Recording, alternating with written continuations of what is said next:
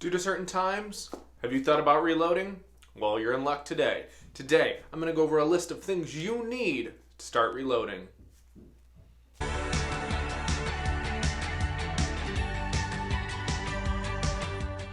Welcome back to another episode of Manny Things, a channel where I bring you along with whatever I'm doing and I share it with you. Today, we're going over reloading.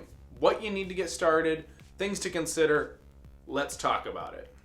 As of in the current times right now, we've been in an ammo shortage. There's no ammo to be found. There's hardly any components, but some people still want to reload, like myself. I myself, during the beginning of this COVID pandemic, I bought myself a Dillon XL 750. We'll explain a little bit why I chose the 750, but first, let's go through this list.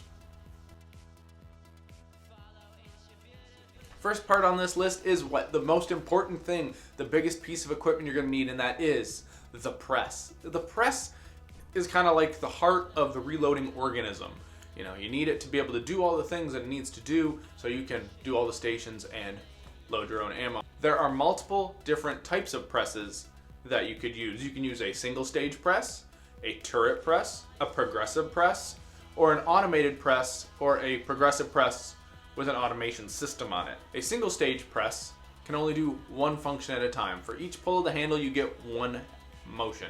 You get one task done. So if you have your resizing die on your single stage press, that's all you can do is resize the die, then unscrew the die and put a depriming die in and deprime your cases.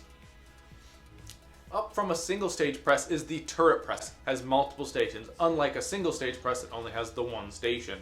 So through this, you can rotate which die you're using on that station, and it's a lot faster than a single stage press, but not as fast as the venerable progressive press. A progressive press has multiple stations. In my case, I have 5 stations, and each pull of the handle, a projectile or a round gets moved through the whole all the stations from each pull of the handle, which is quite nice. So I start at with one pull of the handle, it moves from 1 to 2, then 2 to 3, 3 to 4, and 4 to 5, and then on my press, it then pops out. There are many progressive presses that have 8 stages or even the 10 stages. The next thing you're going to need, which is very important in reloading, is a scale. I recommend this Frankfurt Arsenal scale. It's about $30 on Amazon.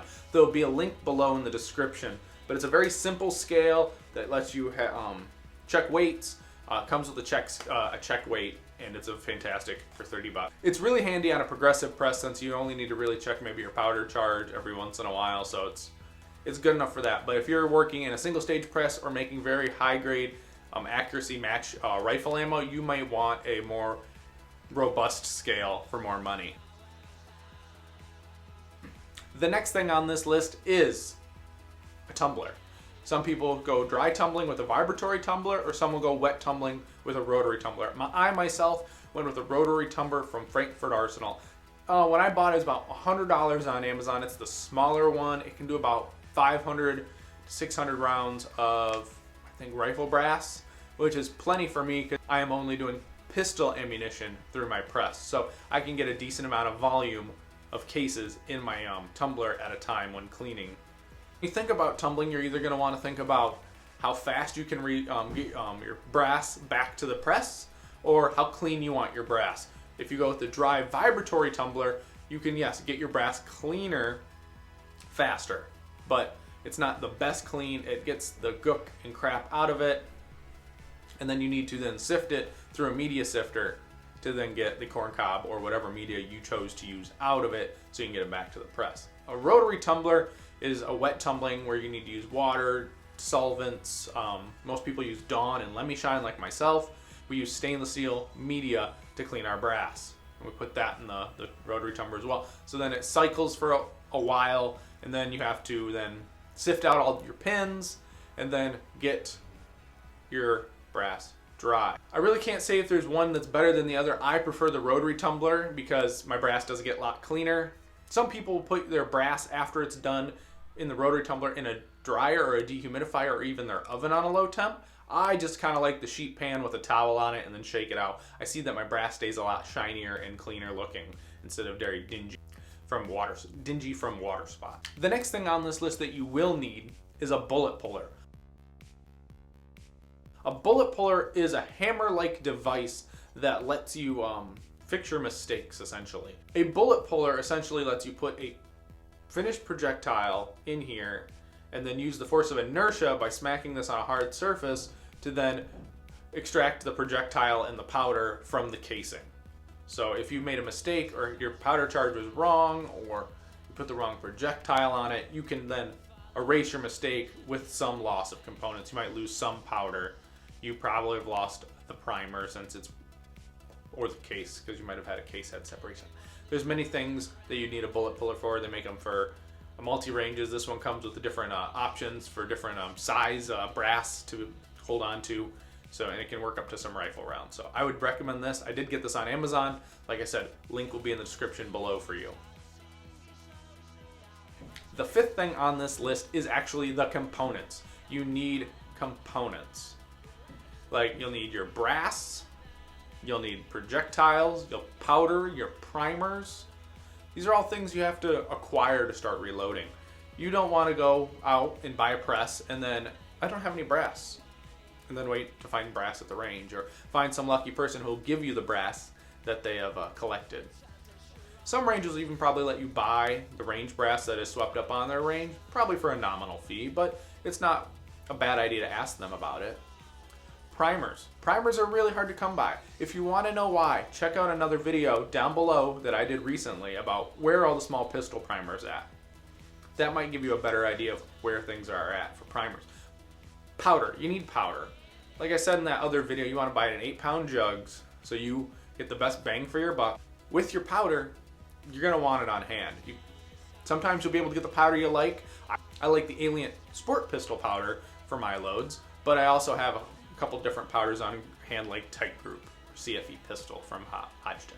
Projectiles. Depending on what you like to reload, you're going to need different grain weights of projectiles or different calibers altogether, because you might even need 40 caliber projectiles, or things that go for 9mm, or say you're a rifle guy and you want that 90 grain projectile for a 223 round that you're developing.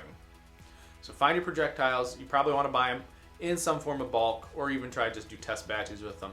You can find most projectiles from anywhere from 100 in a pack to sky's the limits, depending on what you want to order.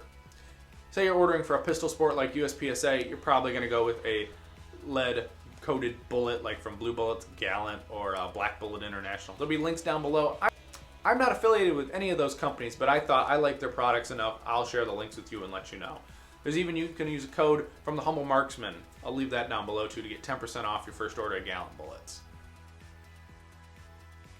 And a very important thing needed in reloading is calipers. You need calipers to check head bullet dimensions, overall length, making sure your cases are getting properly resized. It's a very important tool that you're going to need. I'll put a link in the description for one down below. These can be very expensive to very inexpensive, but you need to know how to use one, and you need it if you're going to reload.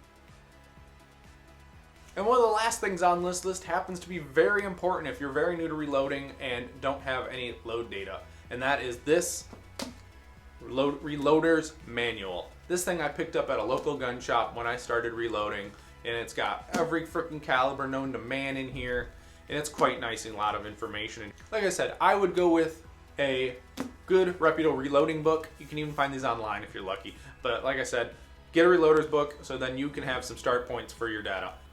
They come with a lot of major powder options in here for different loads, the burn rate and the burn charts. So you might want to look at this for different projectiles you're using or whatnot. So I'd recommend getting a reloading manual. And the last thing on this list that is you can't overlook is your time. If you have a lot of time, reloading is for you, but you're going to need that time to be able to put aside and reload. It takes a long time to get a press set up. It takes it to fine tune it. You take time. To crank the handle alone, it takes time. So if you're not a person with a lot of time, maybe you should reconsider buying or getting into reloading. But all in all, reloading is a fun hobby to get into. You can sit and listen to your music or podcast or YouTube videos, but please pay attention. If things aren't watched correctly, things can go wrong. You don't want things to go wrong. You don't want squibs. You don't want overcharges. You do not want to have catastrophic failures of your firearms because of poorly reloaded ammunition. So be very alert and pay attention to when reloading. Make sure you're getting powder in your cases. But that's what I have about that, guys. That is my list of what you need to get to start reloading. So until next time, guys, I want you to like the video if you liked it, subscribe if you haven't already, hit that notification bell and let the YouTube wizards know you want to watch another video of Manny's Things. I want to let you guys know I appreciate every single one of you. Get out and do the things.